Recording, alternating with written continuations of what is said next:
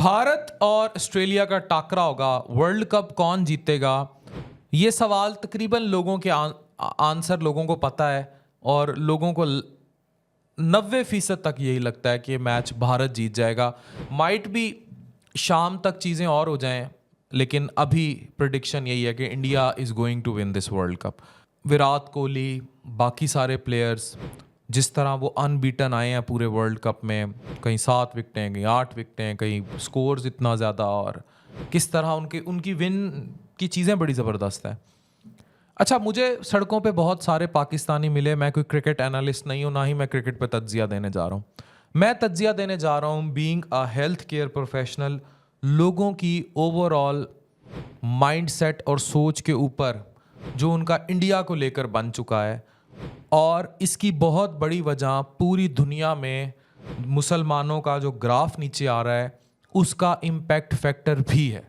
Suppose एक वक्त था, आज से 15-20 साल पहले, मेरे साथ ना एक बहुत बड़ी रिसर्चर्स की टीम काम करती है। जो कंटेंट होता है इसमें रिसर्च का एलिमेंट हमारा म्यूचुअल होता है, लेकिन एक टीम होती है जो कि बड़ा ज़बरदस्त, फिर मेरे जहनों में भी कोई सवाल हो, I just give them a voice, they research and then they come back.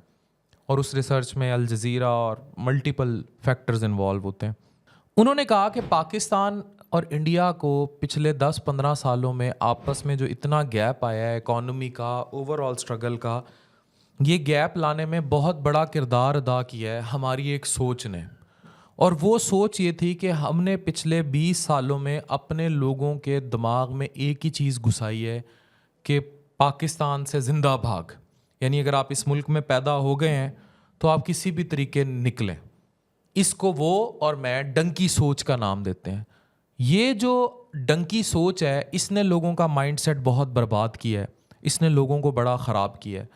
लेकिन इंडिया के अंदर भारत महान, India the great, India patriotic, digital India, इन जैसी सोचों का परवान चढ़ा है जिसमें मोदी सरकार जितनी मर्जी रेसिस्ट हो, और वो रेसिस्ट रही भी है, लेकिन उन्होंने इंडिया को हमेशा प्रायोरिटी दी है और इंडिया को वो ऊपर लेकर गए हैं। तो इससे पिछले 20 सालों में एक माइंडसेट डेवलप हुआ है being an Indian, being a proud, और इंडिया में रहने का, इंडिया में ओनरशिप का।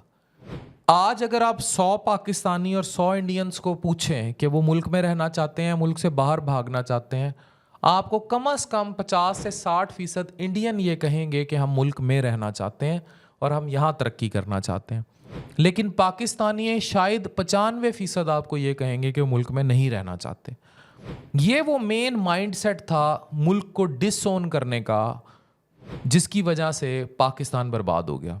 ये मेरे रिसर्चर्स के बकौल प्राइमरी रीज़न है इंडिया और पाकिस्तान में डिफरेंसेस की।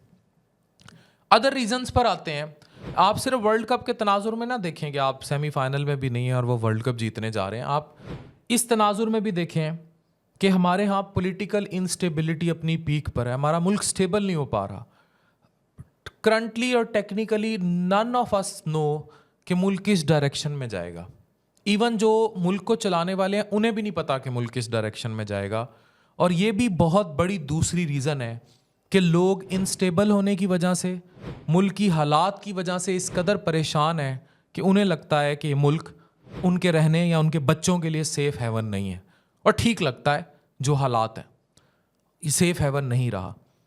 ये बिल्कुल उसी तर्ज पर ऑपरेट होने लग गया या उसी तर्ज पर हालात चले गए, पॉलिटिकल इंस्टेबिलिटी।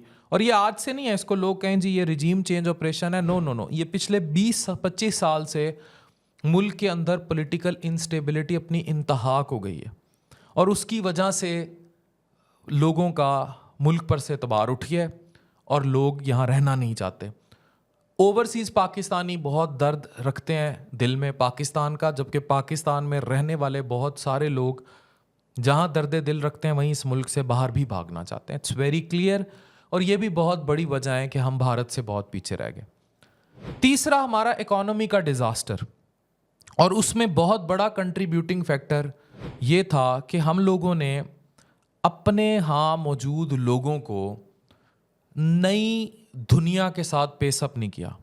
हम उन्हें कदामत पसंद बनाते रहे, हम एजुकेशन में पीछे जाते रहे। आज ये हालात हैं कि पाकिस्तान का जो लिटरेसी रेट है वो इतना डाउनफॉल पे है कि वो आज से 20 साल पहले के लिटरेसी रेट से भी नीचे चला गया, जबकि इंडिया का लिटरेसी रेट हमसे बहुत ऊपर गया है। वहाँ लोग पढ़ाई पर, स्पेशली इंग्लिश ज़बान में अबूर पर तरजीह देते हैं। फिर इंडिया ने एक और बहुत बड़ी चीज़ सीखी जो हम लैक कर गए, वो शॉर्ट स्किल्स पर आए। फॉर एग्जांपल, जैसे आज हमारी फ्रीलांसिंग इंडस्ट्री ऑपरेट होती है, उन्होंने एंटरप्रेन्योरशिप पर काम किया, उन्होंने अपवर्क, पाइथन और ये सारी चीज़ें सीखी, और उन्होंने उस एंटरप्रेन्योरशिप के ज़रिए लोगों को स्टार्टअप्स पे कायल किया। इस वजह से जो नई आईटी इंडस्ट्री थी वो दुनिया में फ्लरिश करती गई। उस आईटी इंडस्ट्री ने ग्रोथ पकड़ी, बड़ी बड़ी इंडिया में इन्वेस्टमेंट्स आई, फिर मोदी ने डिजिटल इंडिया को सपोर्ट किया, और वहाँ ये जो आपको मर्सिडीज़ की गाड़ियाँ, एप्पल के ऑफिसेज, हैदराबाद की पूरी सिटी का कन्वर्ट हो जाना आईटी सिटी में, फिर बड़े बड़े बिजनेस इन्वेस्टर्स का वहाँ कूद पड़ना, इंडिया से निकलकर ये 20-25 साल में हुआ है पीछे में, लोगों का IBM, गूगल, ट्विटर और इन सब इदारों में इंडियंस का की पोस्टों पर चले जाना, even Indian region prime minister आ जाना, इंडियन लॉबी का बाहर बहुत एक्टिव हो जाना, and when Indian lobby is active it means Pakistani और नीचे जाएंगे। ये सब डिज़ास्टर को कंट्रीब्यूट करता गया। फिर हमारी खारजा पॉलिसी बहुत फेल रही, हम कठपुतलियाँ रहे और हम वही गलती करते रहे। ये बड़ा क्लियरली सुने, ये मैं इंतहाई रिसर्च डाटा बता रहा हूँ।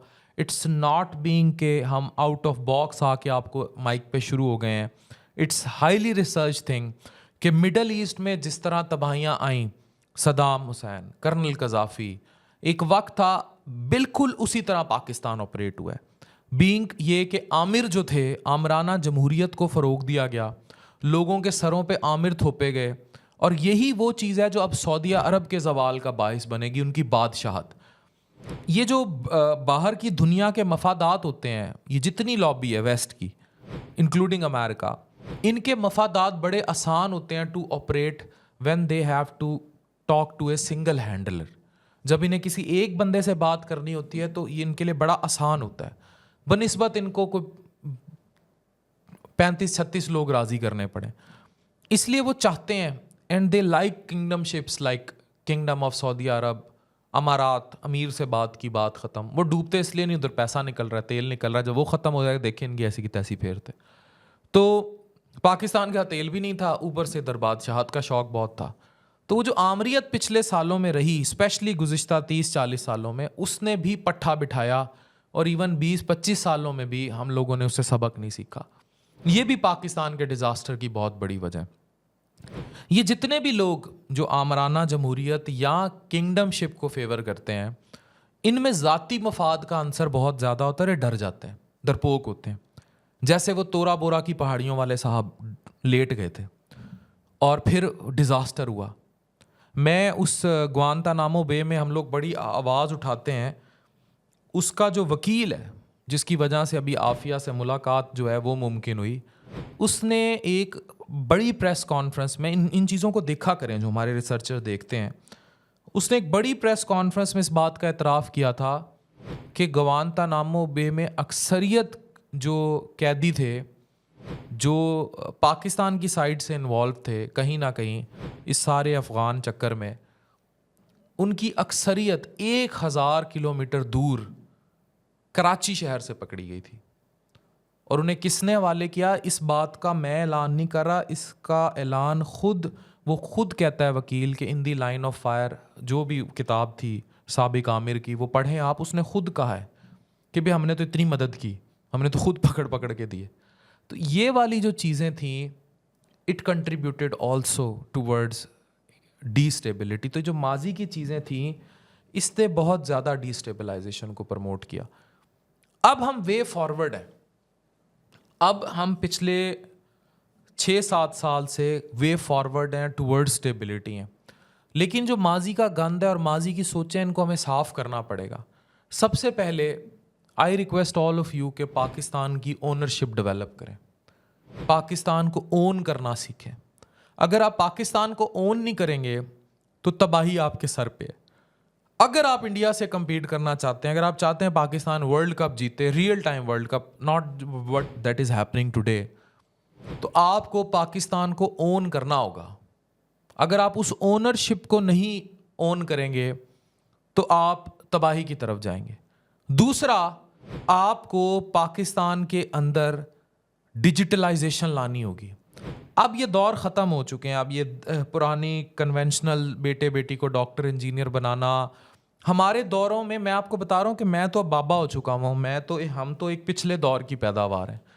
हम तो उस इनर्शिया में आ रहे हैं। मेरे पास आज एंड्रॉयड फ़ोन है, लेकिन हम वो कौम है जिन्होंने मोटरोला के वो तूतू वाले फ़ोन भी देखे हैं। हमने PTCLों पे बातें की हैं, और ऐसा वक्त भी है जब घर में 4-4 दिन PTCL ख़राब होता था। आज के दौर में आप आज के बच्चे को कहें फ़ोन के बगैर आधा सेकंड नहीं रह सकता, इंटरनेट के बगैर आधा सेकंड नहीं रह सकता। हमारे यहाँ तो इंटरनेट, मैं बता रहा हूँ, मेरी तो टीनेज वो है कि इंटरनेट होता ही नहीं था। हम तो वो कार्ड स्क्रैच किया करते थे, तो और वो काफ़ी देर लगा के वो कनेक्ट होता था, और इस तरह के उसके हालात थे। तो हम तो उन दौरों की पैदावार हैं। तो अब तो हम बूढ़े हो गए। लेकिन जो अपकमिंग जनरेशन है, तो हमने अगर वो कन्वेंशनल तालीमी निज़ाम हासिल कर लिया, मैं गवर्नमेंट मेडिकल कॉलेज से पढ़ गया, चीज़ें कर ली, हमारा सिनेरियो डिफरेंट है। बट अब जो जनरेशन आ रही है, वो अगर डिजिटल दुनिया के साथ पेश नहीं करेगी तो उनकी तबाही निश्ताए दीवार है। उन्होंने तबाह होना ही होना है। तो they have to think this thing कि उन्होंने तबाह होना है। अगर हम इस दौर को देखें तो डिजिटल दुनिया के लोगों को आगे आना होगा। अब इसके लिए आपको अपने लोगों को ट्रेन करना पड़ेगा। अब आपने कोई IT यूनिवर्सिटीज़ नहीं बनाई, आपने कोई बड़ी बड़ी यूनिवर्सिटीज़ नहीं बनाई। इसके लिए एक ही तरीका है कि आप अपने लोगों को अपवर्क, पाइथन, अमेज़ॉन, इस इंडस्ट्री से आगे ले जाकर खुद Upwork, Python, Amazon, digitalization, AI pin, artificial intelligence, इन सब पर काम कराएं, और आने वाले 3-4 सालों में IT इंडस्ट्री को डेवलप करें। इस मुल्क में पोटेंशियल भी है, और शॉर्ट टर्म स्किल्स को प्रमोट करें। बिल्कुल वैसे अच्छा, फिर एक और बहुत बड़ा फैक्टर, इस मुल्क में जो औरत को नाकारा किया हुआ है, उसे घर की बांदी बनाया हुआ है। अच्छा, मुस्लिम मुल्क है ना, बांग्लादेश मॉडल पर आ जाए। घरों में इंडस्ट्रियां लगाएं, उन खवातीन को करामत बनाएं, उनसे खेतों में सिर्फ फसलें ना कटाएं, उनको डिजिटल IT स्किल सिखाएं, उनको ऑनलाइन इंडस्ट्री की तरफ लेकर आएं। फिर देखें दुनिया कैसे बदलती है, एंड दुनिया किस तरह आगे लेके जाती है, और किस तरह आपने जो है ना दुनिया को मात देनी है। तो अगर Pakistan real time world cup India को हराना चाहता है, तो वो तभी पाकिस्तान इंडिया से वर्ल्ड कप जीत सकता है अगर वो इस सब से कुछ सीख ले। आप लोग आज पाक भारत क्रिकेट मैच जो होना था, जो हो जाना चाहिए था, जो किसी दौर में होगा, आज आप वो एंजॉय नहीं करेंगे। आज आप ऑस्ट्रेलिया और इंडिया का वर्ल्ड कप एंजॉय करें, और मुमकिना तौर पर शायद भारत की जीत भी। लेकिन जो पाकिस्तान की हार है वो किसी तौर एक्सेप्टेबल नहीं है। उसके लिए पेस अप क्या करना है, उसके लिए इस वीडियो को शेयर कीजिए और होश के नाखून लीजिए। डॉक्टर अफान कैसर, साइनिंग ऑफ।